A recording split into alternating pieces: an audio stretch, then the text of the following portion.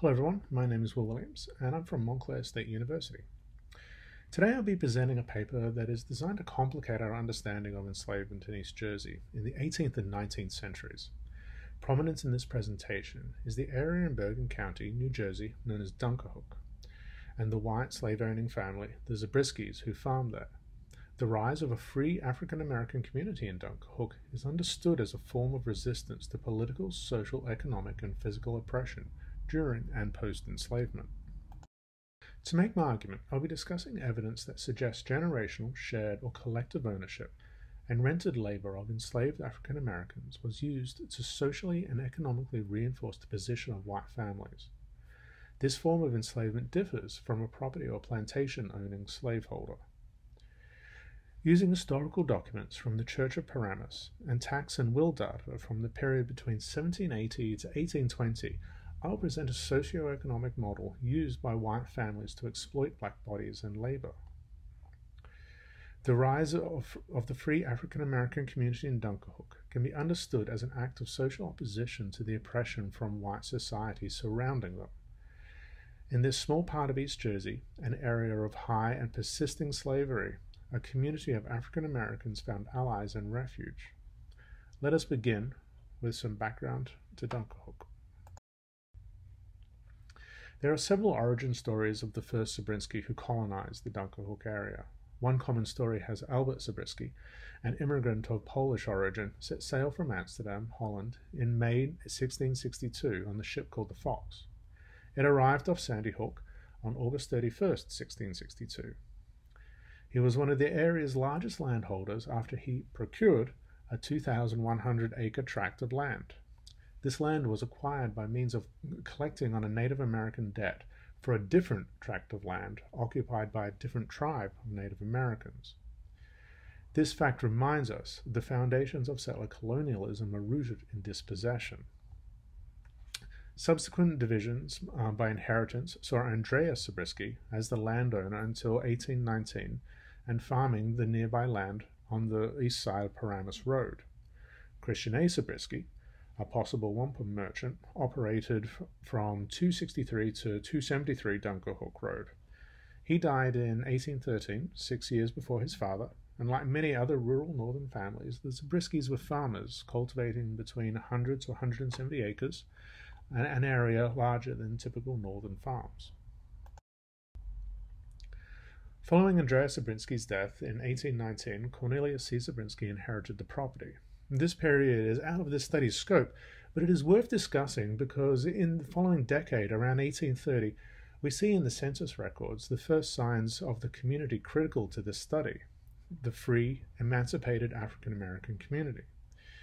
It's possible some members of this community were formerly enslaved by the Zabriskis. The name Sam is mentioned in the manumission records as being freed by Cornelius Zabriskie.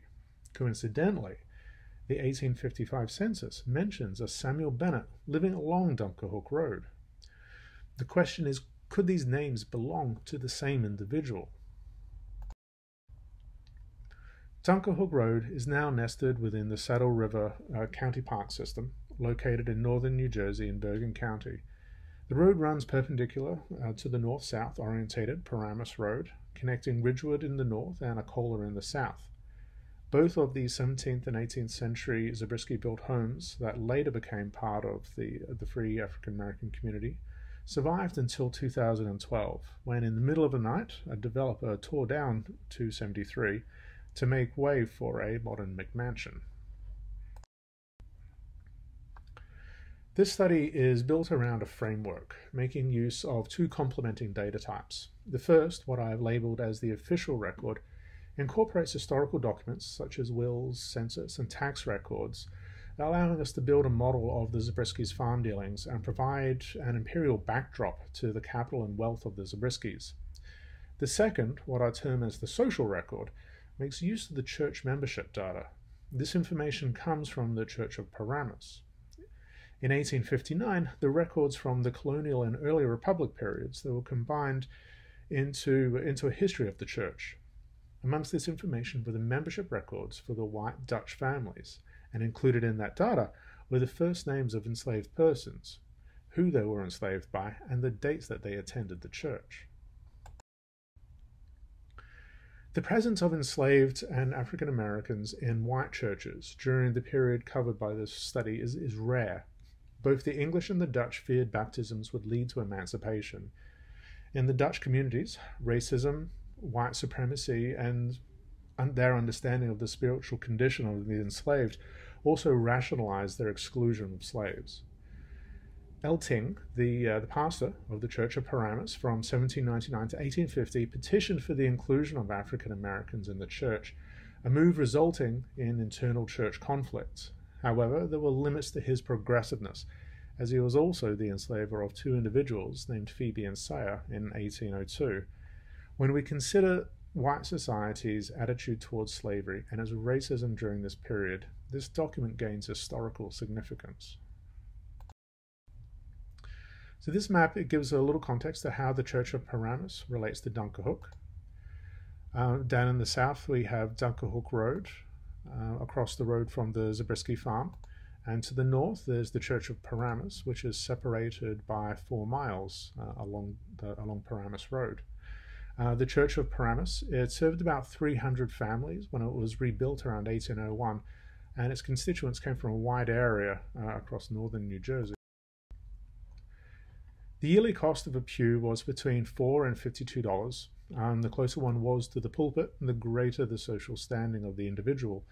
African Americans attending the church, they were relegated to the galleries that you can see here in this image, a position that was as far away from the head of power as you could possibly get. We could infer that this was an additional way of reinforcing social stratigraphy. Andreas Zabriskie's 1779 to 1802 tax records, in the official record, they show that the scale of Zabriskie's agriculture were larger than average, which was typically 58.3 acres in the northern states at that time. In 1780, he was recorded as owning 170 acres of improved land and 2 slaves. By 1784, his holdings appeared to have diminished. Tax records, they show a reduction to 100 acres of improved land and a slightly fluctuating number of slaves. In most years post-1784, only 1 slave was recorded, and on 5 occasions, none were reported. However, there is also a 5-year gap in the tax records that the social record from the Church of Paramus can illuminate. Andreas's activities appear to become more complex when we situate them against the social record.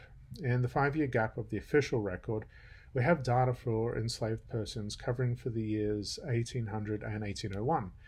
Data for Susan's enslavement shows that she was enslaved by 3 individuals between the years of 1801 and 1803. The first recording in 1801 shows Andreas Zabriskie as her enslaver.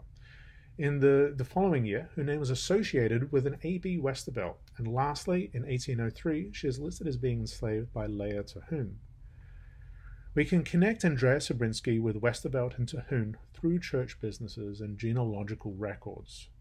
Westervelt and Andreas's father, Christian A. Zabriskie, were responsible for negotiating a land lease in 1803 for the church. Leah Terhune, née Zabriskie, was the niece of Andreas. Her father, Heinrich C. Zabriskie, he farmed about a mile south of Andreas. So these close relationships, they could be indicative of an exploitive system that shared Susan's labor. Noted here is an anomaly in 1801 of 3 additional enslaved persons in Andreas's record over the typical years. Looking at the total farmable acres and the total farm holdings between 1797 and 1802, we notice that there is no increase warranting a need for more labor. It's possible then that Andreas rented the labor for a short duration. The original 1735 church was demolished in April or May 1800, and the new church was completed in September. The appearance in 1801 of 3 additional bondsmen associated with Andreas may be attributed to a portion of the church's construction, perhaps the rectory or administrative buildings. The manufacturing and commerce economies of the northern states contributed to the diversification of skills amongst the enslaved. Paramus Church's historical records attribute much of the building labour used in the church's 1800 construction to derive from local artisans and carpenters. Duke, Han, and Pete could well have been Andreas's contribution, an action which would have benefited his social position. So three names, Jin, Tom, and Phyllis, reiterate a pattern of shared connections similarly observed with Susan, Andreas, Leah, and Abraham. Jin's name appears between 1800 and 1803, and in each of the 3 years recorded, her name is associated with two different enslavers. Likewise, Tom is mentioned twice in 1799 as a person enslaved by Albert Terhune and Benjamin Zabriskie. Following a 4-year gap, a similar pattern to Jin emerges. Tom is again enslaved by two individuals of the same family, J. Banter and Jacob Banter, who have been identified as two separate individuals. And likewise, Phyllis first appears in 1800 and again in 1801 in connection with Anita Bogart and John Bogart, who are husband and wife. And this specific connection has been identified as a result of the death of John and his wife's inheritance. The relationship data previously shown and here represented in a relationship diagram reinforces my argument that not all enslaved individuals present in the community were owned by the people that they were forced to work for. Some were possibly rented labor brought in to fulfill a specific or seasonal labor requirement, or their bodies and labor were collectively owned or shared within the white community. In the case of Phyllis's enslavement, we can see how the lives of those in bondage became capital, maintaining their captors' family's economic status.